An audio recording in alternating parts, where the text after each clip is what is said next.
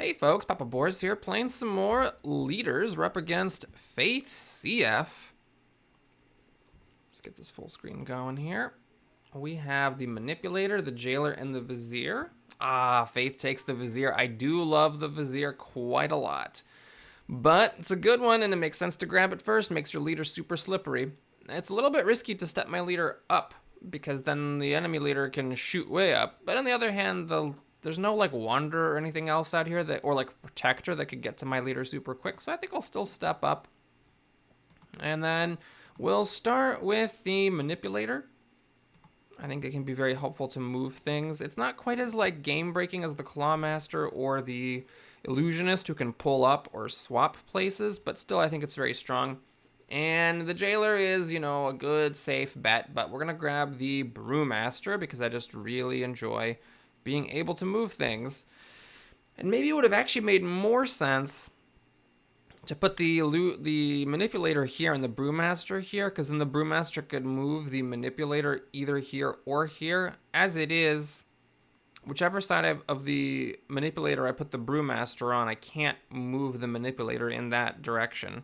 So it's, yeah, maybe I didn't quite play this correctly, but what I'll do is I'll just stick the Brewmaster right there. My characters might get a little bit clogged this way, but I can always bump the leader down, move the Manipulator up, and then stick the leader behind at a later time. My opponent drew the Wanderer, which I'm guessing is what they're going to take, because in the early games, if you take it as one of your first couple of drafts, you can just like get really, really close to the enemy leader.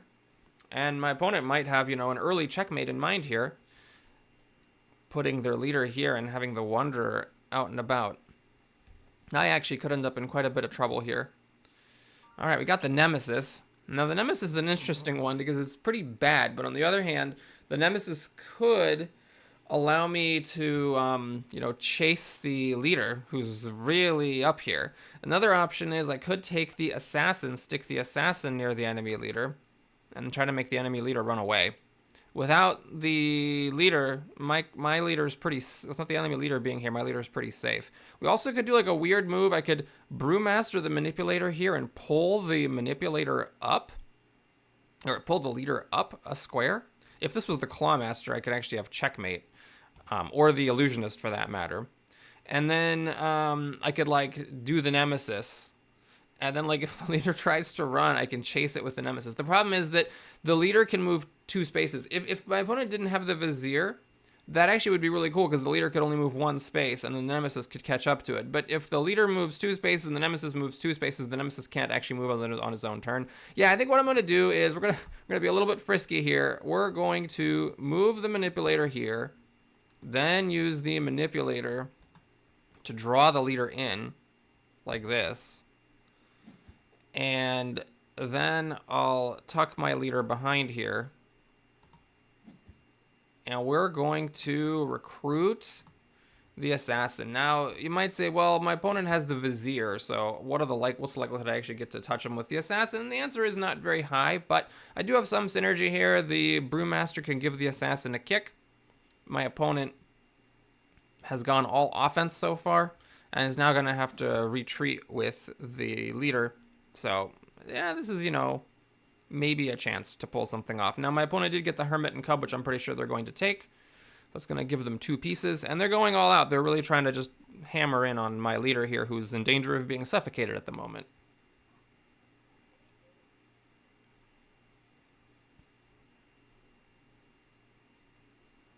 Yeah, man, maybe this was the time for the Nemesis, because then I could have, like, given chase, but then again, my opponent, could just block the Nemesis and then move with the leader, and then the Nemesis would have a harder time chasing around.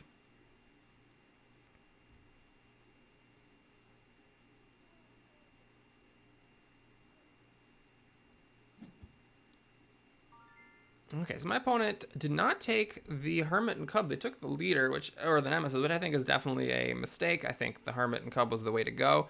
Here, let me just check real quick. Is there some crazy way that I can checkmate with the Brewmaster? I could do Manipulator move, Brewmaster. Nah, there really isn't. So what I'm going to do here is I do need to still be kind of careful against checkmate, because the leader, remember, can move twice. So what I think I'm going to do here is just kind of send everybody up. I mean, I could move the manipulator and brewmaster over to the enemy leader, but I'm not sure what that really does. I think I'll move the brewmaster up. We'll move the manipulator up. And then the question is whether I want to move my own leader here, tucking it in, or not. I think I might actually be safer here, because here, if I move over, the enemy leader can jump in. Although, no, they can't, because then they'd be in checkmate. Then I'm closer to the vizier if I move here. The vizier can start getting up to me.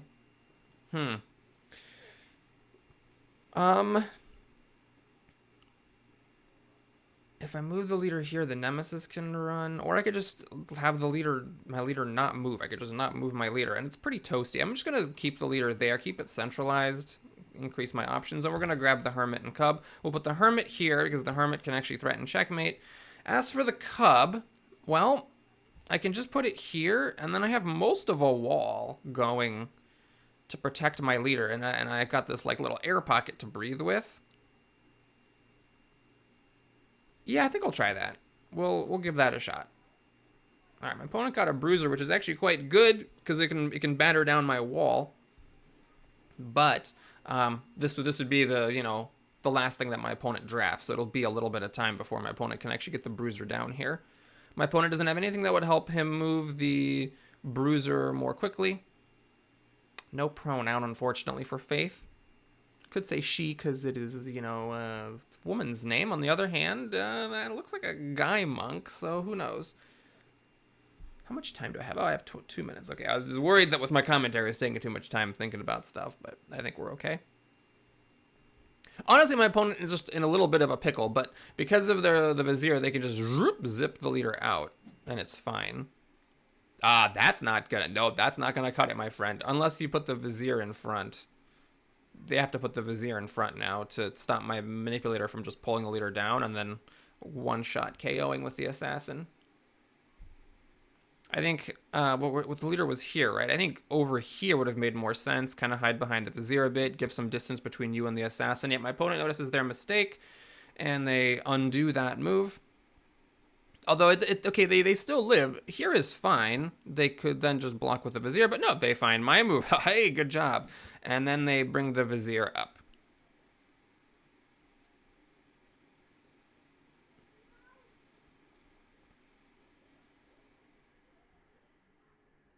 Okay, so they get to recruit their final character.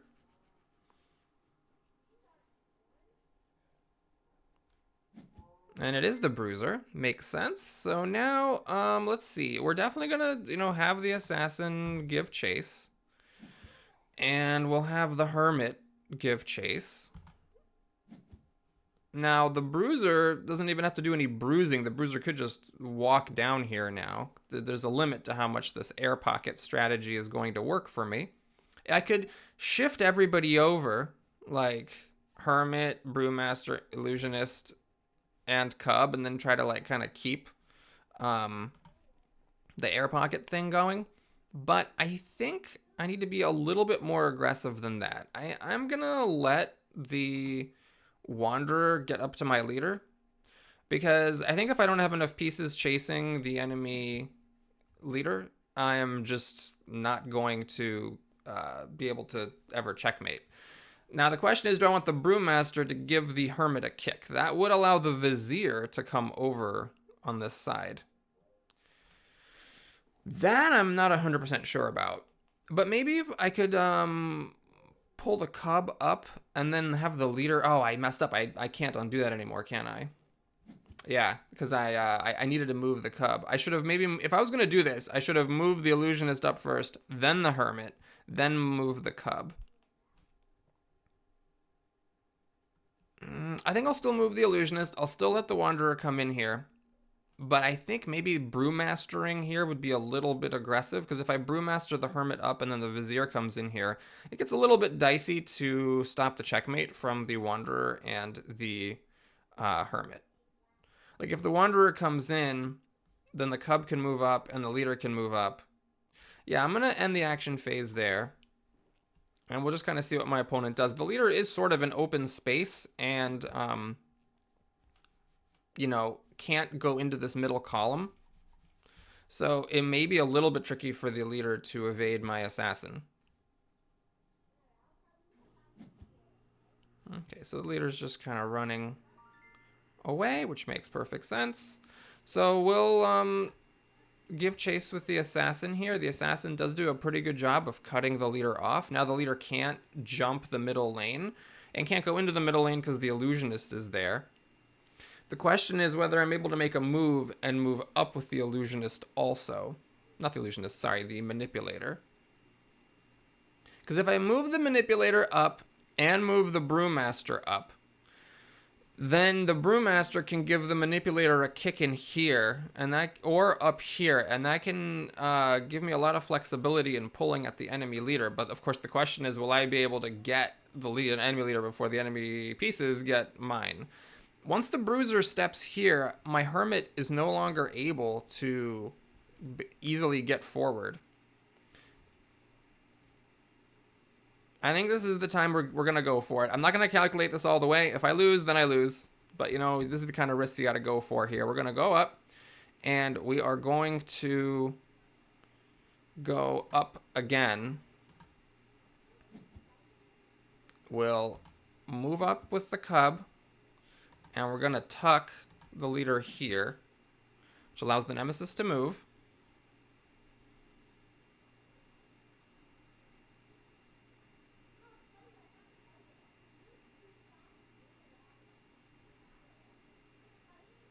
It's possible that I did this one turn too soon, and, you know, sitting here and analyzing for 10 more minutes would have been a helpful thing for me to do.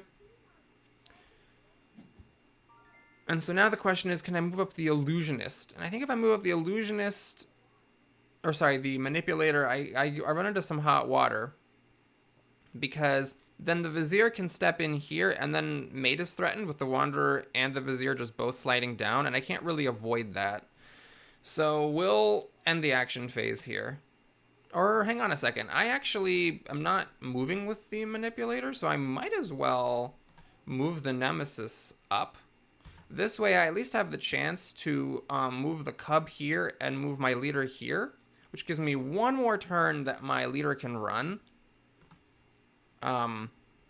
without the Nemesis being able to slide in for checkmate. Because if the cub is right here and my leader is behind it, then the Nemesis can't check me. And so that actually might allow me to, like, make an extra run for it.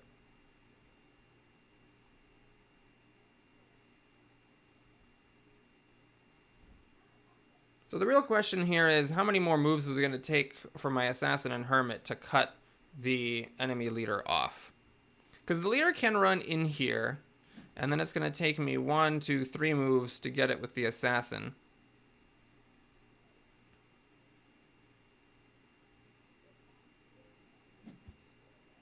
Alright, so my opponent pushed my hermit with the bruiser, so the bruiser is defensive rather than offensive. And then the leader is hiding back here. Okay, I think I'm actually alright with that, because that means I am pretty safe. I have to consider the bruiser being able to bruise again. If I move the hermit here to try to get around the leader this way, then the bruiser could be offensive and push me back, which doesn't seem that great. If I move the hermit up this way, the bruiser can push me away, but then, of course, my hermit, the bruiser is not getting closer to my leader. Interesting. I never really thought about the defensive capabilities of a bruiser. This is actually kind of an annoying situation to try to approach. What I could do is I could move I think I definitely move the assassin. That's an easy one. So we definitely move the assassin because we just want the assassin getting closer to the enemy leader. Now the leader cannot run this way because the opponent doesn't have enough pieces to block both of these holes. Okay, so the leader can't go that way. The leader can stay where he is. If the leader stays where he is, I can move the assassin up again, forcing the leader to move because he still doesn't have any pieces to block this spot with. Okay, so that's good. Now, where should the hermit go is the question. I don't like putting the hermit here because then it lets the bruiser cut off the assassin. So maybe what I want to do is put the hermit like, I could put the hermit back here, and then I could threaten to brew the hermit, and then get into here. If I put the hermit here, and my opponent bruises the hermit, I mean, is that even that bad? Not even sure that that's that big of a deal. Okay, do I want to move the illusionist?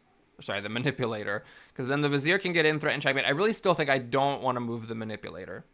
I'm not sure I want to move the brewmaster, because if I move the brewmaster, I lose the ability to move the manipulator. On the other hand, do I really care about moving the manipulator that much? It doesn't really matter. It used to be really valuable to be able to brewmaster the manipulator here to then affect the enemy leader, but now the assassin's cutting the leader off anyways. Unless my opponent does some move like bruiser here and then leader there, that would kind of cut off my assassin. All right, you know what? I am going to put the hermit here because I don't want the bruiser stepping in front of my assassin. Do I want to move the cub? I could try to block off the vizier from coming around this way. That would actually be kind of nice, I think. I'm going to do it. Okay, and then do I want to move my brewmaster?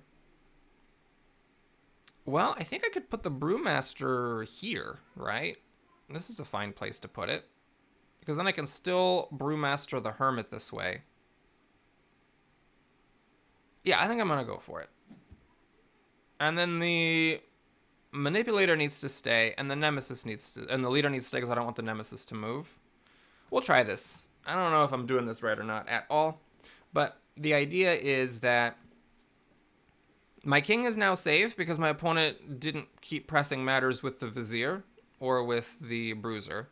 My opponent really should have taken the hermit. I think if I win this game, this has been a very tough game. Faith has been playing quite well. If I win this game, it's just because of drafting choices. Faith really should have taken the hermit. So maybe Faith is like a skilled player, but like a newer player, and doesn't realize how good the hermit is, because this cub has been instrumental to me, not dying, while the hermit himself has been going after the enemy king. All right, so I'm trying to think what my opponent's going to do. If my opponent does the bruiser move there... Oh, I didn't realize this when I was thinking about it. It shows that I still have a lot to learn about this game as well. This seems obvious in retrospect. My assassin can step in here, and then the brewmaster can kick the assassin over to the leader if the brewmaster leaves this post. So if the bruiser does push my hermit down, then my opponent has to step in here with the vizier to stop the assassin from getting close to the brewmaster, but then my assassin can go here. Now this leader is really cut off. With the assassin here and the leader here, the leader just cannot move like at all. And, well, the leader could still run the opposite direction. But it's getting a little difficult to survive, because, like, if the bruiser pushes the hermit here and the leader runs here, like this, if the leader runs here now, then my brewmaster can kick the hermit down. No, it's not checkmate. It's not checkmate. Oh, you needed to... No, it's fine. Everything's fine. My opponent is still quite alive here. Okay. Yeah, no, I think my opponent could have moved here as well. Oh, they concede. Interesting. Oh my god, I don't know why they conceded. I thought that they were not in checkmate. What's the way I win here? Okay, it might have just been a long-term concession, maybe like the writing was on the wall kind of a thing, because the assassin comes around here. Yeah, I'm not sure. I can't move this vizier, so the assassin can come around and try to get in here, but then the vizier could block, but then the assassin goes the other way. Yeah, I'm not really sure, but yeah, they conceded. I actually would have liked to see how that would have finished, but thanks for watching, everybody. Hope you enjoyed it. Please like and or subscribe, and I'll see you again soon. Take care.